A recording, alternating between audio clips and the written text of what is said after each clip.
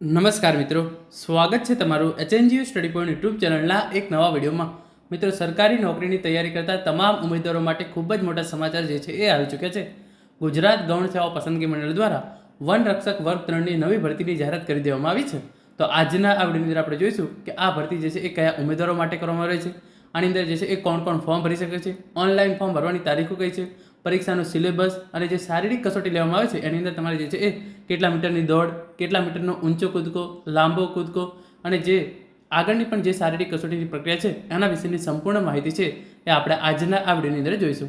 કુલ જગ્યાઓ કેટલી છે, આની અંદર તમને પગાર કેટલો મળવાપાત્ર છે, એ તમામ માહિતી જે છે એ આજના આ વિડીયોથી તમને મળી જશે. મિત્રો, HNGU study point YouTube channel દ્વારા તમને આવી ભરતીની તમામ માહિતી સૌપ્રથમ અને સચોટ રીતે પૂરી પાડવામાં આવે છે. ભવિષ્યમાં પણ આવી તમામ માહિતી મેળવવા માટે ચેનલને અત્યારે સબસ્ક્રાઇબ કરી લેજો. તો હવે શરૂ કરીએ આજનો વિડીયો.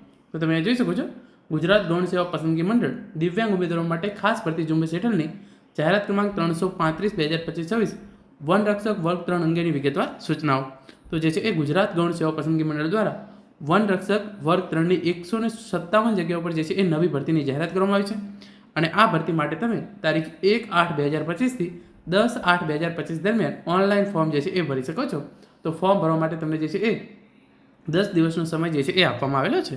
આપણે આગળ વાત કરીએ તો અહીંયા જે છે એ એની વિગતો આપવામાં આવેલી છે. તો જગ્યાનું નામ છે વન રક્ષક વર્ગ 3 અને જે સી કેટેગરીના દિવ્યાંગ ઉમેદવારો છે એમના માટે 157 જગ્યાઓ જે છે એ બહાર પાડવામાં આવેલી છે.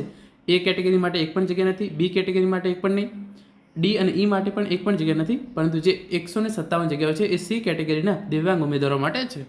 આપણે આગળ અહીંયા વાત કરીએ તો તમે જોઈ શકો છો એની તમામ ઇન્ફોર્મેશન જે છે આપવામાં આવેલી છે. વય મર્યાદા 18 વર્ષ કરતાં ઓછી ના હોવી જોઈએ અને 33 વર્ષ કરતાં વધારે જે છે એ હોવી જોઈએ ને. તો 18 વર્ષ કરતાં ઓછી ના હોવી જોઈએ અને 33 વર્ષ કરતાં વધારે હોવી જોઈએ ને. અને તમારી કેટેગરી પ્રમાણે તમને જે છે એની અંદર છૂટછાટ જે છે એ મળવાપાત્ર છે. આપણે આગળ વાત કરીએ, તમને પહેલાં 5 વર્ષ માટે જે છે એ ₹26,000 ફિક્સ પગાર આપવામાં આવશે અને એના પછી 7મા પગાર પંચના 18,800 થી 56,900 લેવલ 4 પ્રમાણે જે છે એ પગાર આપવામાં આવશે. તો પહેલાં 5 વર્ષ માટે જે છે એ ₹26,000 પગાર અને અહીંયા લખ્યું છે ભલે 7મો પગાર પંચ, પરંતુ તમારા 5 વર્ષ પૂરા થશે ત્યાં સુધીમાં 8મો પગાર પંચ છે એ લાગુ થઈ જશે. તો તમને 8મા પગાર પંચ પ્રમાણે જે છે એ વધારાના લાભો મળશે. આગળ અહીંયા તમે જોઈ શકો છો, શૈક્ષણિક લાયકાત માધ્યમિક અને અથવા ઉચ્ચતર માધ્યમિક શિક્ષણ બોર્ડમાંથી ઉચ્ચતર માધ્યમિક શાળાંત પ્રમાણપત્ર પરીક્ષા પાસ કરેલી હોવી જોઈએ અથવા તો સરકારે તે તરીકે માન્ય કરેલી સમકક્ષ લાયકાત ધરાવતો હોવો જોઈએ. તો તમે જે છે એ ધોરણ 12 પાસ કરેલું હોવું જોઈએ. તો તમે જે છે એ આના માટે ફોર્મ ભરી શકો છો અને તમને કમ્પ્યુટરનું પાયાનું નોલેજ જે છે એ હોવું જરૂરી છે અને સાથે સાથે તમને ગુજરાતી અને હિન્દી બંને ભાષા જે છે એ આવડતી હોવી જોઈએ. અને તમારી જે છે એ શારીરિક માપદંડ અહીંયા તમે જોઈ શકો છો. મૂળ ગુજરાતના અનુસૂચિત જાતિના ઉમેદવાર તમારી જે છે એ ઊંચાઈ 155 સેન્ટીમીટર હોવી જોઈએ. ફૂલાવ્યા વગરની છાતી જે છે એ 79 સેન્ટીમીટર પુરુષ ઉમેદવારો માટે અને ફૂલાવેલી 84 સેન્ટીમીટર અને વજન જે છે એ 50 કિલો કરતાં વધારે હોવું જોઈએ. મૂળ ગુજરાતના અનુસૂચિત આદિજાતિ સિવાયના ઉમેદવારો માટે 163 સેન્ટીમીટર જે છે એ હાઇટ, ફૂલાવ્યા વગરની છાતી 79 સેન્ટીમીટર અને જે છે એ 84 સેન્ટીમીટર જે છે એ ફૂલાવેલી છાતી અને 50 કિલો જે છે એ વજન હોવું જોઈએ. આગળ તમે જોઈ શકો છો, મહિલા ઉમેદવારો માટે જે છે એ ગુજરાત મૂળના અનુસૂચિત આદિજાતિના 145 હાઇટ અને વજન જે છે એ 50 કિલોગ્રામ અને ગુજરાત મૂળના અનુસૂચિત આદિજાતિ સિવાયના બીજી તમામ મહિલા ઉમેદવારો માટે 150 સેન્ટીમીટર હાઇટ અને 50 કિલો જે છે એ વજન હોવું જોઈએ. પછી આમાંથી તમારે એક પણ જે છે એ ખામી હોવી જોઈએ નહીં. વળેલા ઘૂંટણ, નબળી છાતી, ત્રાંસી આંખો, સપાટ પગ, કાયમની અતિશય ફૂલેલી નસ, વળેલા અંગૂઠા, અસ્થિભંગ થયેલા અવયવ, સડી ગયેલા દાંત, રંગઅંધત્વ અને ચામડીના અન્ય એક પણ રોગ જે છે એ તમને હોવા જોઈએ નહીં. આપણે આગળ વાત કરીએ તો અહીંયા તમે જોઈ શકો છો, જે તમામ કેટેગરીના ઉમેદવારો છે એમના માટે અલગ અલગ સૂચનાઓ જે છે એ આપવામાં આવેલી છે. તો જે આ PDF છે એ તમને ટેલિગ્રામ ચેનલની અંદર ઓલરેડી મૂકી દેવામાં આવેલી છે. તો તમે ત્યાં જઈ અને આ આખી PDF જોઈ અને તમારી કેટેગરી પ્રમાણે જે છે એ વિગતવાર સૂચનાઓ છે એ વાંચી શકો છો. જે ઉમેદવારો રમતગમતના સર્ટિફિકેટ ધરાવે છે એમને એના વધારાના માર્ક્સ મળવાપાત્ર થશે.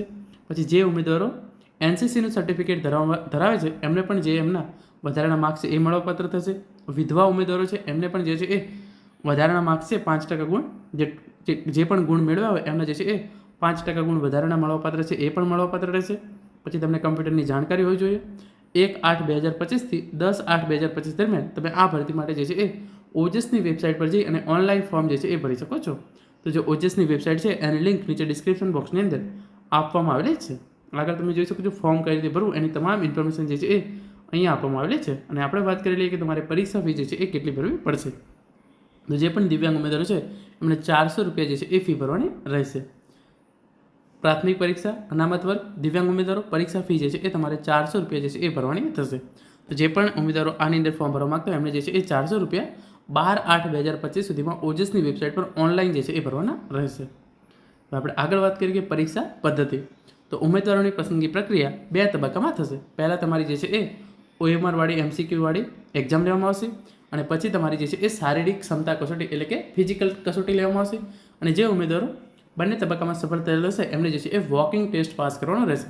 તો સૌપ્રથમ તમારે શું કરવાનું, MCQ વાળી એક્ઝામ છે એ પાસ કરવાની, એના પછી તમારી શારીરિક કસોટી છે એ યોજવામાં આવશે, એ તમારે પાસ કરવાની.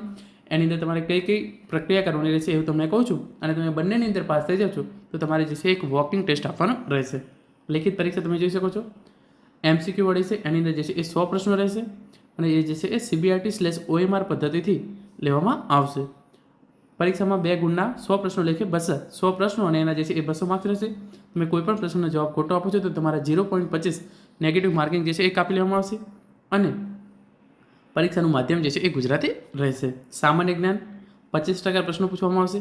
સામાન્ય ગણિત 12.5% પ્રશ્નો, ગુજરાતી ભાષા 12.5% પ્રશ્નો, કુદરતી પરિબળો જેવા કે પર્યાવરણ અને ઇકોલોજી, વનસ્પતિ, વન્યજીવન, પાણી, જમીન, ઔષધીય છોડ, લાકડા તથા લાકડા આધારિત ઉદ્યોગો અને ભૌગોલિક પરિબળના 50% પ્રશ્નો જે છે એ પૂછવામાં આવશે. તો આમ તમને 100 પ્રશ્નો અને 200 માર્ક્સનું તમારું પેપર જે છે એ લેવામાં આવશે. આનો વિગતવાર સિલેબસ છે એની PDF છે એ પણ હું ટેલિગ્રામ ચેનલની અંદર મૂકી દઈશ. તો તમે ત્યાં જઈ અને તમે જે છે એ જોઈ શકો છો.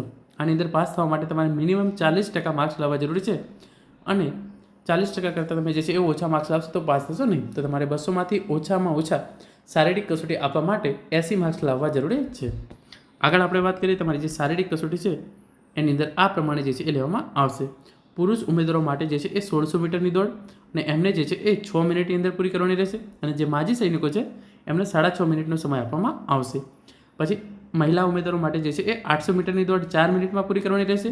અને માજી સૈનિક મહિલા ઉમેદવારો માટે 4.20 મિનિટની અંદર પૂરી કરવાની રહેશે. ઊંચો કૂદકો પુરુષ ઉમેદવારો માટે 4 ફૂટ અને 3 ઇંચ અને માજી સૈનિકો માટે 4 ફૂટ, મહિલા ઉમેદવારો માટે 3 ફૂટ અને માજી મહિલા ઉમેદવારો માટે 2 ફૂટ અને 9 ઇંચ. લાંબો કૂદકો પુરુષ ઉમેદવારો માટે 15 ફૂટ, માજી સૈનિક પુરુષ ઉમેદવારો માટે 14 ફૂટ, મહિલા ઉમેદવારો માટે જે છે એ 9 ફૂટ જે છે એ લાંબો કૂદકો મારવાનો રહેશે. પુરુષ ઉમેદવારો માટે પુલઅપ્સ કરવાના રહેશે 8 વખત અને જે દોરડું ચડવાનું રહેશે તમારે 18 ફૂટ. તો આ રીતે તમારી જે છે એ શારીરિક કસોટી લેવામાં આવશે. જે પણ ઉમેદવારો આ બંનેમાંથી પાસ થાય છે એમને જે છે એ 14 કિલોમીટર ચાલવાની કસોટી જે છે એ પાસ કરવાની રહેશે. એટલે કે તમારે જે 14 કિલોમીટર તમારે ચાલવાનું રહેશે એ તમારે જે છે જે નિર્ધારિત સમય આપે 4 કલાકની અંદર તમારે 14 કિલોમીટર જે છે એ ચાલવાનું રહેશે. તો તમારે એક વોકિંગ ટેસ્ટ છે એ પણ આપવો પડશે. તો આ રીતે જે છે એ તમે જોઈ શકો છો તમામ ઇન્ફોર્મેશન જે છે એ આપી દીધેલી છે. તો મિત્રો આ હતો આજનો વિડીયો જેની અંદર આપણે ગુજરાત ગૌણ સેવા પસંદગી મંડળ દ્વારા દિવ્યાંગ ઉમેદવારો માટે વન રક્ષકની નવી ભરતીની જાહેરાત કરવામાં આવી છે એના વિશેની સંપૂર્ણ માહિતી મેળવી છે. આશા રાખું છું આજનો વિડીયો જે છે એ તમને ચોક્કસથી ઉપયોગી થશે. Thank you so much for watching.